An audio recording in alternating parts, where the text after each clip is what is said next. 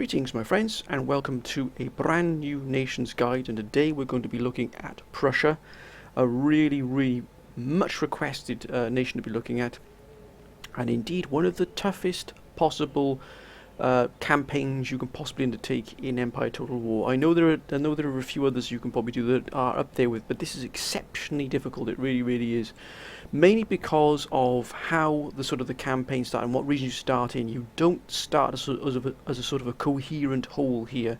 As you can see, you can see straight away that Poland has split. The two Prussian regions, two main regions, are far apart from each other here. Of course, Poland have got West Prussia. You don't have a united Prussia here. You have Poland have jammed themselves in here. And of course, you do have trade with Poland. You are at peace with Poland to start with, so you do have trade with them. But this really is going to give a lot of problems in the future because you don't have that united front. You have two almost separate empires, as it were, two sort of havens, as it were, for the Prussians to sort of launch their sort of campaign from. It does make it very difficult to have that sort of coherent campaign, that sort of central campaign where you normally have one city, one region that produces all of your troops to start with until you start expanding outwards. This is not really that practical within this campaign. Of course, you've got Königsberg here, which really is the absolute pinnacle here in terms of defences and what you've got available to it. But where its location is pretty you're immured, you're surrounded by potential future enemies. You've got Poland, you've got Courland here as well, and you've also got Sweden. Not too bad with Sweden as well, but ultimately if Russia also turns and pushes Poland out, then you might have Russia sort of on your border, but you are completely surrounded here. There is no other land outside of here that you can sort of move into to sort of escape or to capture straight away, because you've got so many different sort of areas where the Poles, if they decide to attack you, can come from. They can attack you from Gdansk, they can attack you from Warsaw, from Vilnius, they can even move in from Minsk. So you really are sort of not landlocked, that would be the wrong sort of term to use, but you are locked within sort of Polish domain here, Polish domination of this entire region. And indeed here Berlin, which really is your capital, as you can see, but does have any fortifications, which could be quite perplexing here. You do have a lot of neighbours here, and fortunately you are at peace with all of them, but I can assure you that peace will not last very long. And again, Berlin, you've got the port here, you've got Rostock, you've also got, fortunately you've got a college as well for your research and technology. We've got a weaver's cottage, we've got a peasant farm, we've got two farms, and we've got the port, as I just said, as well. And you do have trade with Hanover, pretty substantial trade with Hanover, but nothing with Saxony. I don't believe. We can check that later. Let's have a quick look what we've got here. You've got a coaching inn here. We've got a farm which hasn't even been built yet, and indeed we have then got a craft workshop that can be upgraded straight away, which is not too bad at all. You do have a missionary here which can be used, or he can be used as a sort of a proxy spy to be able to move out, see what's going on with Warsaw. As you can see, Warsaw is not very well defended. Neither is Gdansk, and neither is Lithuania, but they do have a fort here which they've already put 2 units in, but not the best units. And again, you're probably going to stand. Actually, you start with more. Oh, look at that general! What a wonderful general that is! Oh my word! And only 39 years old as well. Drill master, superior general, little sergeant, brave soldier, attacking general. Now that is a general you want at the head of your army. It really is fantastic. And of course, you've got the standard sort of construction options. But again, you're limited there to waiting for the research technology to be done for military syllabus to have the drill school. Of course, you've already got the governor's palace, which is at full strength. You've got the conservatorium, which again could give you bonuses in both public order and in wealth. Not much, but every bit counts. Believe me, every sort of gold piece will count here. Then, of course, you've got the option for a naval college and admiralty, which we will definitely need if you're going to be, using. Building a port eventually, because this port here of Memel will become an absolutely key port in the future. It really will be absolutely crucial. So you want to make sure that you get everything in place here. That includes the Admiralty. You've also got an ordnance factory, again crucial to your land campaign here, is getting this infrastructure up as fast as possible. Again, recruitment, line infantry, and pretty cheap as well. I've got to be fair, that is pretty inexpensive compared to most And again, the regiment of horse, you do stand up with a standard cannon and indeed militia. Infrastructure, as always, my friends, the infrastructure is not brilliant to start with, but moving up infrastructure will absolutely be a key principle here. Getting that infrastructure, getting what you have available to you to its best will help you in the future. Believe me, once the campaign starts, you want to be upgrading, you want to be moving your economy in an absolute robust position. You want to be moving in the right direction to really boost your economy as quickly as possible, so that you can get those armies out, you can build those forces. And indeed, we actually start the game with... Oh, look at that general there. What an absolute wonder here. Petty Tyrant, -1 here. But it got 10% movement, campaign movement for infantry, which is absolutely fantastic. That it really is. Riding Master for cavalry and superior. That fantastic generals you start off with. Absolutely brilliant. And again, many of you know that I'm not the biggest fan of pikemen to start. I know many of you are. I know many of you are absolutely swear by pikemen. I can understand where you're coming from. They can be pretty brutal if you can get them in sort of the right situation to use them. But I personally would rather swap out the pikemen for another line infantry or even cavalry. But again, that is just my personal preference. I'm not saying that's the right way to do it. I'm just saying that's my own personal preference.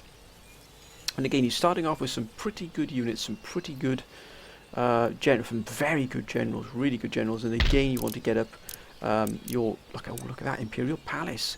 But again, that's a huge investment to start with. I personally wouldn't recommend going to Imperial Palace.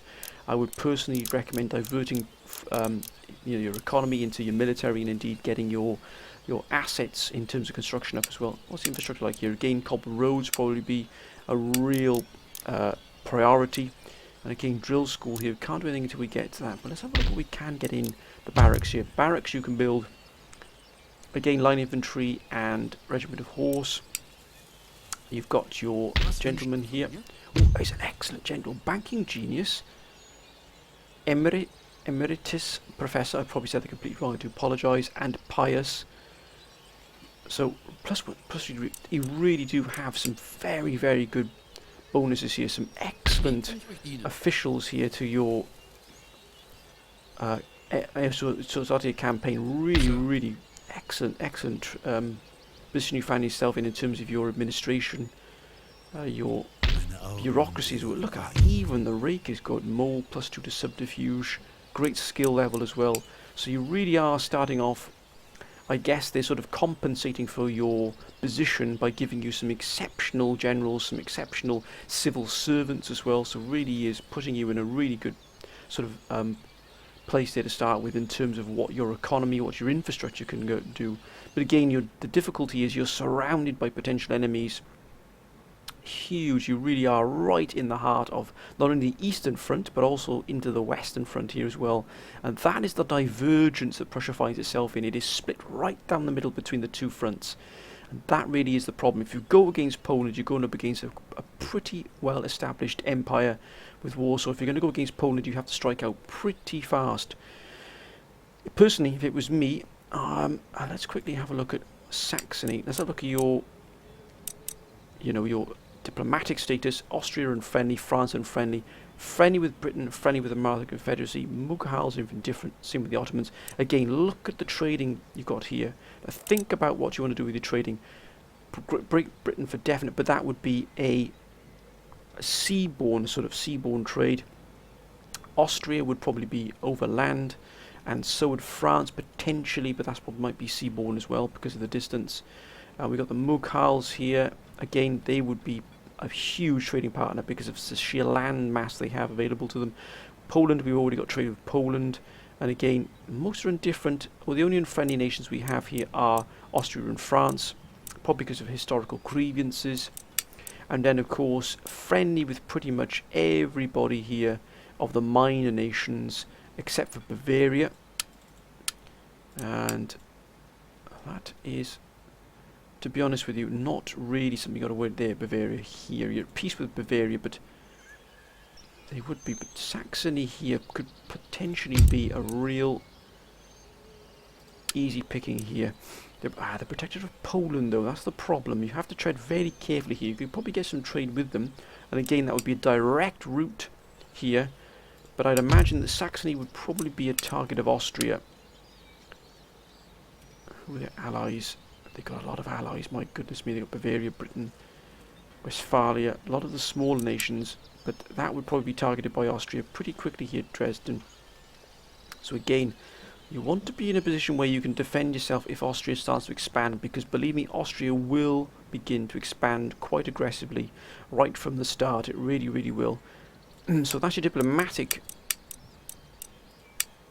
scene there, as it were, the diplomatic board. Everybody's okay with you. You're actually not, you know, Italian states are unfriendly, but that's not really something to worry about. These two here, Austria and France, are probably the ones you need to worry about the most. 13 colonies. Actually, that would be a pretty good trade from there, coming from the Americas. Maybe even New Spain. Can you get New Spain? Yes, you can. And New Spain would definitely be a country that you want to, or a faction that you want to get trade with, because the amount of gold and money coming from New Spain is absolutely mind-boggling. It really is. So that would be an excellent way to start your trade. Remember, who you trade with, it really is important, because if you're trading with a future enemy that's going to come down on you pretty hard, you're going to cut off your trade, your money, almost instantaneously as soon as they declare war on you, or vice versa. You want to be getting your trade with somebody you know is going to be a long-term ally or friend, such as Britain, or even the Netherlands here, the Dutch. Now the problem is they're indifferent to you and you can't trade with them, but again, they're indifferent. They're not really sort of bothered by you one way or t'other. Now Poland is friendly with us. We could keep a pretty friendly with Poland, but again, only plus 23 there. And again, plus 23 here for Marathons, plus 53 for Britain, so possibly even, maybe even an alliance. Yes, indeed, an alliance with Britain would actually benefit you there. And again, potentially with the Dutch, if they can hold on, maybe even Spain. Spain are indifferent, but yeah, we can get an alliance with Spain as well. So remember, you're looking for long-term trade partners, not partners where you know you might either come to blows or there might be a war between you. You have to play your diplomatic cards very close to your chest. Look to the future. Don't look for short-term. Look for long-term gain. Whom are you going to stay friendly with? Even Sweden. Sweden would definitely be someone. They're unfriendly. So again, minus 37. They would be a nation you might have to keep an eye on there, because again, they can possibly move through Courland and strike into you if they so wish. But they'll probably, pretty busy with Russia, I'd imagine, for quite a while. Excuse me. So that's sort of the diplomatic scene. Now let's have a look at our research technology here. And again, of course, if you go down, we'll have a look at the military schools here. Now the drill school, as we've already seen, look at this. What an absolute wonderful site. You get military syllabus, you go to drill school. This is available to you. Look at all the musketeers here. It's really, really fantastic regiments here. All with different sort of melee attacks, different charge bonuses. Some have got better charge bonuses than others. We've got the Trescau, the Prince Moritz van Anhalt. We've got Dragoons, Count Waldenberg. We've got Fouquet de Bau. Oh gosh, I couldn't even pronounce that one. I do apologise.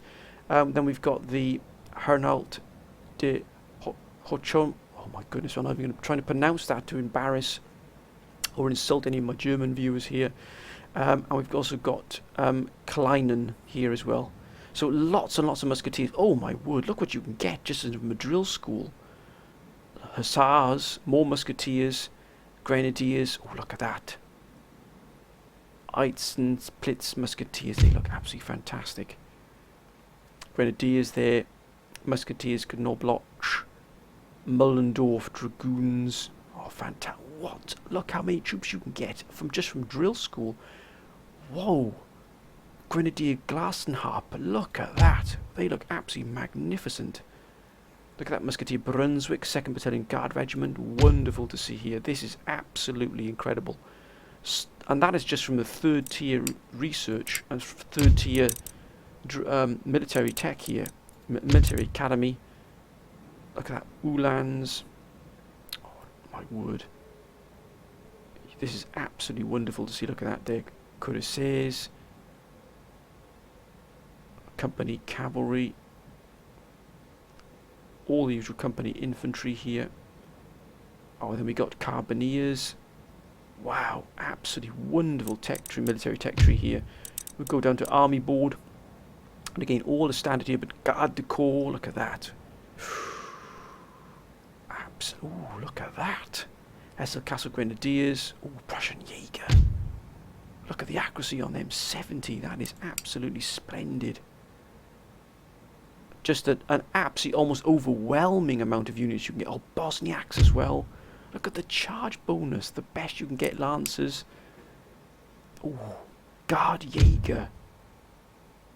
Absolutely unbelievable what you can get here. This is absolutely, it's almost mouth-watering, to be honest with you, the troops you can get here.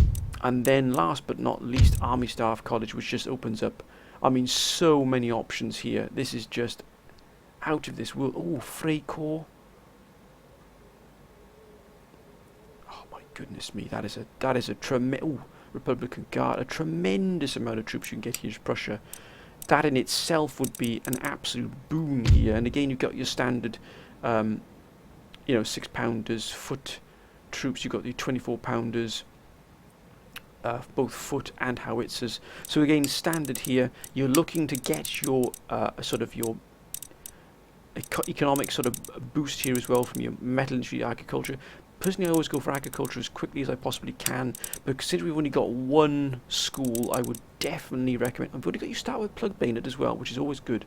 I would definitely recommend trying to get down to military syllabus as quickly as you possibly can to try and get that drill school open to give you all of these options here. Definitely push the military side as quickly as you can here. And again, you start off with 8,000 gold, about 500 more gold than you normally do with most nations. Again, I think that's to compensate for the situation you find your starting place in. And then let's have a look here what we've got here. The policies, affluent, majestic, not too bad. Start with tax income of 4272. Trade is pretty low at the moment, 1267. You definitely want to get that boosted. And it is other as 2700 here, not too bad. So again, you've got 5,000 profit, not bad at all. If you can boost trade with long-term partners such as Britain, maybe the Netherlands eventually, maybe Hanover, then maybe you can, that can really boost up. Maybe you can get this to close to 10,000 per turn if you play the diplomatic card very good. Again, the king is not brilliant. Frederick the First. Let's look at the policies. Again, you can always adjust your tax levels. Ministers, let's have a look. Oh my word, what a wonderful head there to the cabinet. +1 prestige, +8 diplomatic relations, +2 to town wealth. Brilliant. Treasury is really good, +2 global tax income, +4 to bonus to the growth, and +4 to town wealth. Oh, look at that. Even then, Lord Chief Justice, +1 to repression, -6 to the cost of town watch, +1 to maximum repression bonus from the town. Oh my word. Look at the army. Look at the Lord Minister of War. The absolute best you can get. -10% recruitment cost. That's why things are so, units are so cheap to buy, to recruit. +10 to land military technology research rate. That is absolutely going to be a boon. And -10 to upkeep costs. Just one of the finest you can possibly find there. And again, the navy here is that is not a good minister there at all. So you're looking to replenish or repair. I keep saying that. Sorry, my friends. You want to replace the Lord Minister of the Admiralty as soon as you possibly can. You've got some very good candidates. Some really good candidates there. Maybe Christoph Bolcher. Harsh reputation. That's a pretty good. Might be pretty good there. Wilfrid Ramus. Oh, there. That's the gentleman you want. Ernst Kastner is the gentleman you want to use to replace this gentleman here, because you're an absolute monarchy, which means you can just replace ministers as you see fit. Look at that. Straight away, a huge change there. So that's going to be absolutely fantastic. And trade, again, the standard here, ivory is absolutely off the charts here. Definitely looking to get the trade route. So that is something I tend to always to sort of leave until the last moment. That is my fault though. That is a mistake. That's a fault on my part. That's not something I'm saying you should do, but always a fault on my place. And many of you say, Mally, get your trade routes up as quickly as possible. Get ships into those trade routes. And getting this ivory, because if you get ivory, it's going to boost your trade. Excuse me, my friends. Absolutely terrific. I think I'm losing my voice. So, excuse me, my friends. And again, that is what a wonderful set of ministers though you start with here. Absolutely fantastic. Particularly the Lord Minister of War. That he is an absolute asset to this government. He really is. He's 65, which is a bit of a problem there because he's quite old, which means he might either retire or might not be long for this world, which is a real shame because the cost here of troops is so low due to that, and the upkeep cost, let's have a look here, only 230, absolutely fantastic, it really is. So, you know, and to look then where you might strike, where you sort of, you know, where you may be looking at, of course, is Poland, if you are feeling daring enough, because of course Poland do have Russia as an ally and Denmark as an ally, and look at that, Russia right here on your sort of eastern flank, and of course you've got Denmark right next to you here, literally right on your doorstep. But that could be an actual bonus here, but if that's the problem, that means Denmark is probably allied. Yeah, they're allied with Poland and Russia, so if you declare war on these, you're going to be dragged into war here straight away. So where could you know, Prussia strike? Sweden here, no allies. So again, you've got trade partners of France and Britain now. Although they're not allied, you could strike across into Scandinavia here and maybe attack or push into Sweden. Remember, they've got Riga, they've got St. Petersburg, but Stockholm could be a potential target, or even here Dresden. But remember, Dresden is, let's have a look at Saxony. Of course, they're protected of Poland, so of course you couldn't move into here unless you were to. What is Austria? Austria's got too many allies. That's too many allies, and that's the difficulty you have. What about Hanover? Could Hanover be a possible? And again, they're allied with Westphalia and with Britain. So this is the problem, you see. You have to be able to build up, keep the peace. My advice to it would be, keep the peace, get as much trade, get as much money, even try to build a bank up for yourself here. Try and get yourself some money in the bank so that if you start a war with another nation, or another nation starts war with you that is allied with somebody else, at least you've got some reserve money in the bank to start out with, because this is an incredibly difficult campaign because of the location and also because of the alliances that are sort of intermixed here in all over Western Europe. It really is an absolutely exceptionally tough campaign. You've only got Poland, you've got Austria, Saxony, you've got Hanover. They're the immediate ones you can strike out at, or even go into Sweden, who don't have any allies at all. That is a potential sort of target that I would probably do to keep all of these sort of happy here, but also to give yourself that expansion you might need. But my friends, that is where I'm going to end this video. I hope you've enjoyed it. Please, if you have played Prussia, please get in the comments, my friends. Please put in the comments what you've done, how you played them, who you attacked first, where your campaign went to. Did you go to east? Did you go west? Did you go south? Did you go north? Where did you start? Who was your first target? Where was your first war? You know, how did you build up your troops? Did you get your troops up first? Did you get your economy? Did you sort of have that equilibrium, that balance between the two? Let me know so we can get that sort of knowledge base together of different nations, because eventually I really do want to play Prussia. Haven't ever played Prussia before, but I definitely would like to know how you played it, my friends, so that I can use your sort of advice in the future when we do play Prussia, because it's an exceptionally tough campaign. It really is. And I know my good friend Alan Knight as well. I've got an excellent channel Alan has, and he's played Prussia and he's done exceptionally well with it. He really has. But anyway, friends, hope you've enjoyed this. If you have, please comment, like and subscribe. Until next time, please let me know if you want to see another nation's guide and which one you'd like to see. But until next time, my friends, bye for now.